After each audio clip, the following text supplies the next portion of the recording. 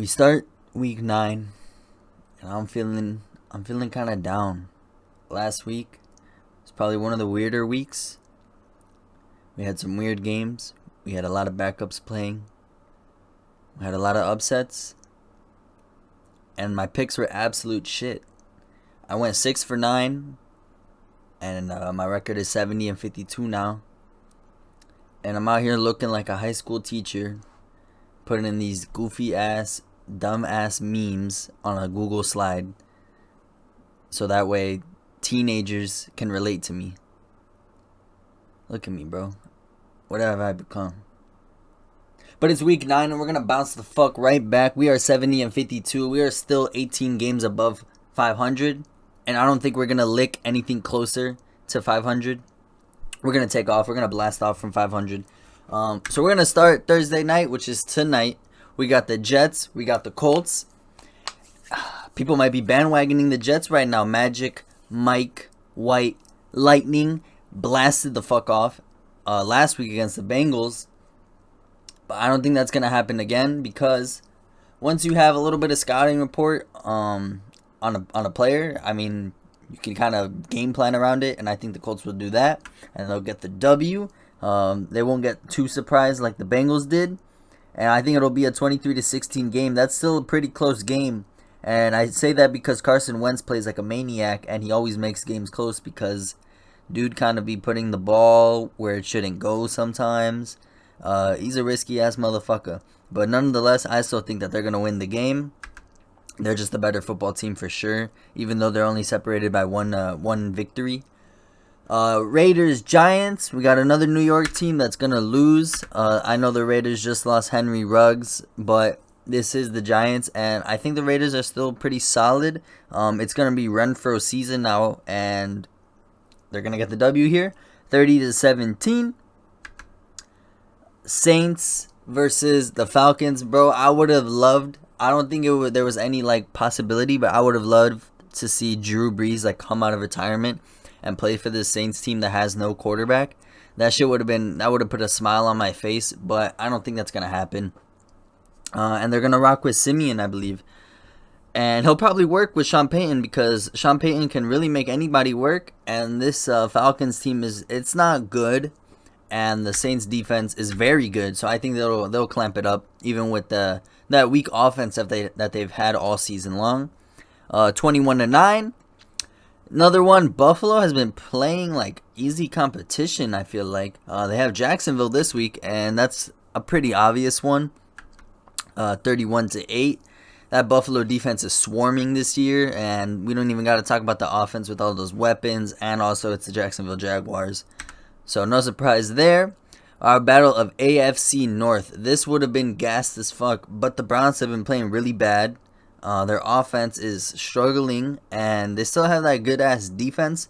But the Bengals' O-line has been, would you say, overperforming, or would you just say that they're doing better than our expectations? Might mean the same thing, but I don't know. I'm still going to take the Bengals. They're kind of rolling right now.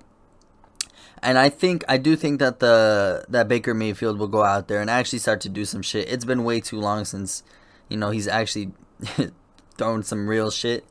So for that reason, I got the Bengals only winning by 3.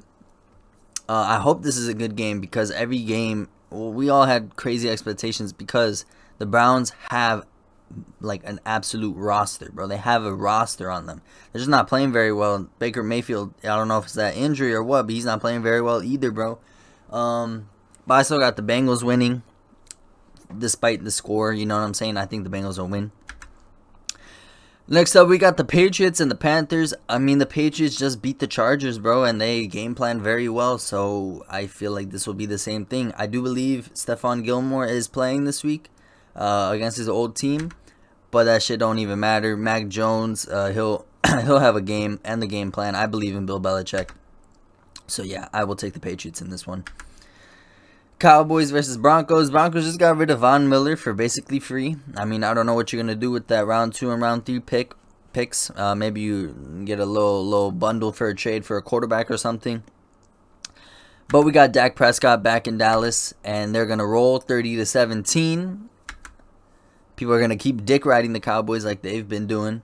Next game, we got the Vikings and the Ravens. Ravens, I think they're going to win this game. I don't know. Something about the Vikings just weirds me out, bro. They have a solid roster. They have a good defense. They have Kirk Cousins, who was playing very well in the beginning of the season. He still is. He's playing pretty well, decent. But they just always find a way to like lose games. And I think the Ravens should have a good game here, despite, you know, they kind of dropped the ball against the Bengals, and then they had a bye week last week. So I think they'll come out 31-26. All right, we got the battle of teams with only one win. But I am taking the Houston Texans because Tyrod Taylor is coming back, and I think they're going to get the W. I put 3-0 just for the shits and gigs, but I do think that the Texans are going to win. Next, we got Chargers, Eagles. This is weird, bro, because, I mean, I'm taking the Chargers 100%, but the Chargers have been playing, like, iffy. Justin Herbert, you know, threw 2 picks last week, and if he does that again, then this game might be fucking close.